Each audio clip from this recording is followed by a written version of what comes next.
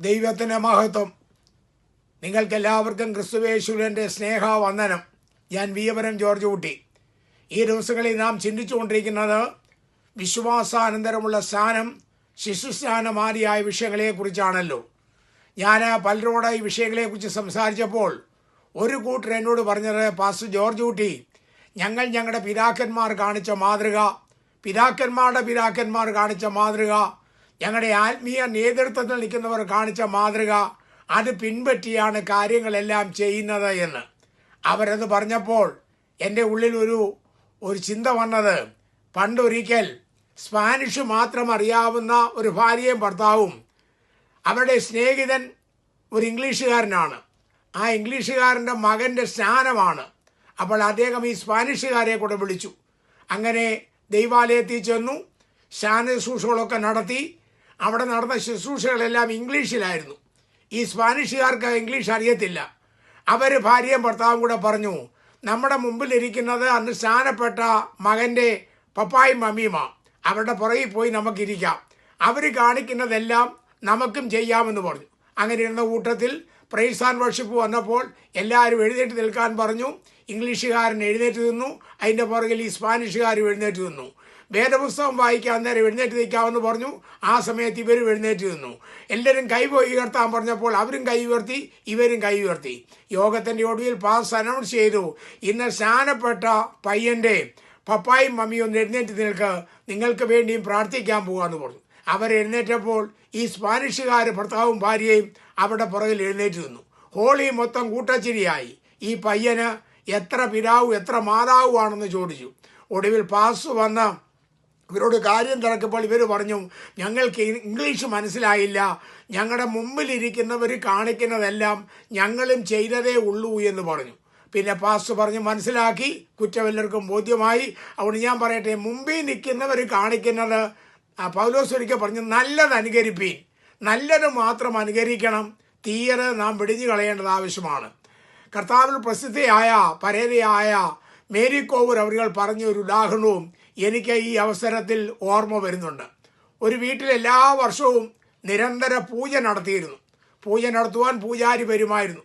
പൂജയ്ക്ക് വേണ്ടി ആ നിലവിളക്ക് കൊളുത്തി വെക്കും. പഴം, മലര്, അവല് ആദിയായ പൂജാ വസ്തുക്കളെല്ലാം വെച്ചാണ് പൂജ നടത്തിക്കൊണ്ടിരുന്നത്. അങ്ങനെ പൂജ നടത്തിക്കൊണ്ടിരിക്കുന്നിടയിൽ ഒരു വർഷം ആ വീട്ടിൽ ഒരു കറുത്ത പൂച്ച ഉണ്ടായിരുന്നു.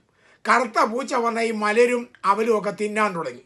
അപ്പോൾ അതൊരു ശല്യമായി തീർന്നപ്പോൾ പൂജാരി നിർദ്ദേശിച്ചു, ഇനിയും തൊട്ട് ഇവിടെ പൂജ നടക്കുമ്പോൾ ആദ്യമേ തന്നെ ഒരു കൊട്ടയുടെ കീഴിൽ ഈ പൂച്ചയെ അടച്ചിടണം, ഇല്ലെങ്കിൽ ഇത് വന്ന് നമ്മുടെ പൂജാ സാധനം ഭക്ഷിക്കുമെന്ന് പറഞ്ഞു. അതുകൊണ്ട് എല്ലാ വർഷവും പൂച്ചയുള്ളത് കൊണ്ട് നേരത്തെ തന്നെ പൂച്ചയെ ഒരു കൊട്ടക്കീഴിൽ അടച്ചിട്ട ശേഷമാണ് പൂജ നടത്തിക്കൊണ്ടുവന്നത്. പൂജാരി പ്രായം ചെന്നു. അപ്പോൾ പൂജാരി വിചാരിച്ചു, എൻ്റെ മകനെ കൂടെ പൂജ പഠിപ്പിക്കണം എന്ന് ചൊല്ലി അവസാന നാളുകളിൽ മകനെ കൂടെ കൊണ്ടുപോയി ഈ പൂജാകർമ്മങ്ങളൊക്കെ കാണിച്ചു. മകൻ നോക്കിയപ്പോൾ പൂജാരി അവിടെ ചെല്ലും, വീട്ടുകാരൊരു കൊട്ട കൊണ്ടുവരും, കൊട്ടയുടെ കീഴിൽ കറുത്ത പൂച്ചയെ അടച്ചിടും, അടച്ചിട്ട ശേഷം പൂജ ചെയ്യും. അപ്പോൾ മകൻ്റെ വിചാരം പൂജയുടെ വിജയത്തിന് കൊട്ടയ്ക്കകത്ത് കറുത്ത പൂച്ചയെ അടച്ചിടണം എന്നൊരു ധാരണ ഇവൻ്റെ ഉള്ളിലുണ്ടായി. ഒരു ദിവസം പൂജാരി മരിച്ചു.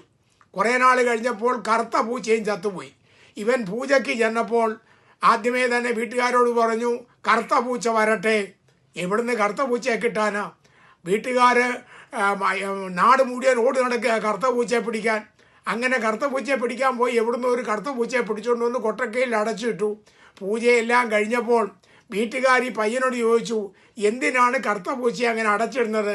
അത് എൻ്റെ അപ്പൻ പണ്ട് പൂജയ്ക്ക് മുമ്പ് കൊട്ടക്കീഴിൽ കറുത്ത പൂച്ചയെ അടച്ചിടുമായിരുന്നു, അങ്ങനെ ചെയ്തെങ്കിൽ മാത്രമേ പൂജ വിജയിക്കത്തുള്ളൂ.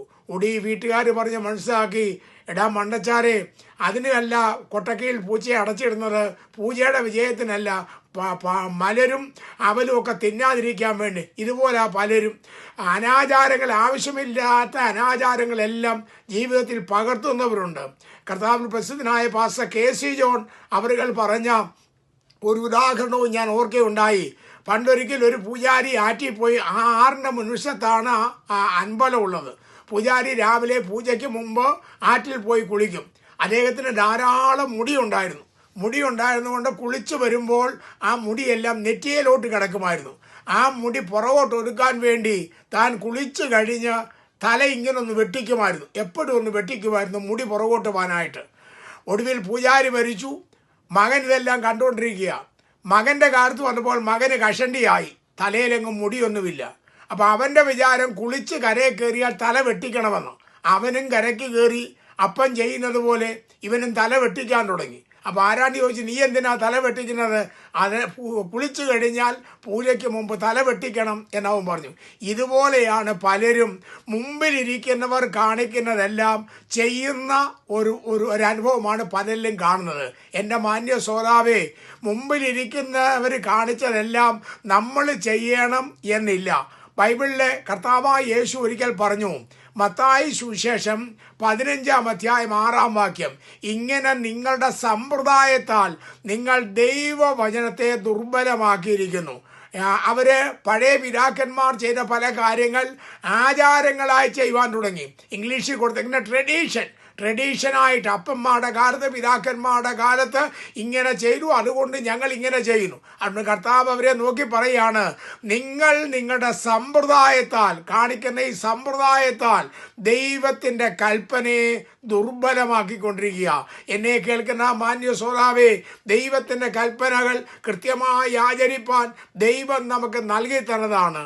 ആ കൽപ്പനകൾ പാലിക്കാതെ പിതാക്കന്മാർ ചെയ്ത സമ്പ്രദായമോ വല്യപ്പച്ചന്മാർ ചെയ്ത സമ്പ്രദായമോ ഞങ്ങളുടെ പുരോഹിതന്മാർ കാണിച്ച സമ്പ്രദായമോ എന്നൊക്കെ പറഞ്ഞ് അനാചാരങ്ങൾ ചെയ്താൽ കർത്താവ് പറയുന്നു, ദൈവത്തിൻ്റെ കൽപ്പനകളെ നിങ്ങൾ ദുർബലമാക്കുന്നു. ദൈവത്തിൻ്റെ കൽപ്പന കൂട്ടുവാനോ കുറയ്ക്കുവാനോ ഒന്നഴിക്കുവാനോ അങ്ങനെ പഠിപ്പാനോ നമുക്ക് അധികാരമില്ലാത്തത് കൊണ്ട് മാന്യ ശ്രോതാക്കളെ ഞാൻ പറയട്ടെ, നിങ്ങളുടെ സമ്പ്രദായത്താൽ ദൈവത്തിൻ്റെ കൽപ്പനകളെ ദുർബലമാക്കരുത്. ദൈവത്തിൻ്റെ കൽപ്പനകൾക്ക് പ്രാധാന്യത കൊടുത്ത് ദൈവ കൽപ്പന പ്രകാരം ജീവിപ്പാൻ സർവശക്തനാകുന്ന ദൈവം നമുക്ക് ഇടയാക്കട്ടെ എന്ന് പറഞ്ഞ് ഞാൻ എൻ്റെ വാക്കുകളെ ചുരുക്കുന്നു.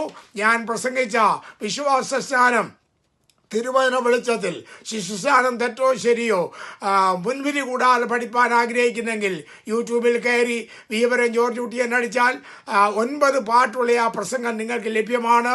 ദൈവമായ കർത്താവ് നമ്മെ അനുഗ്രഹിക്കുമാറാകട്ടെ. ആമേൻ.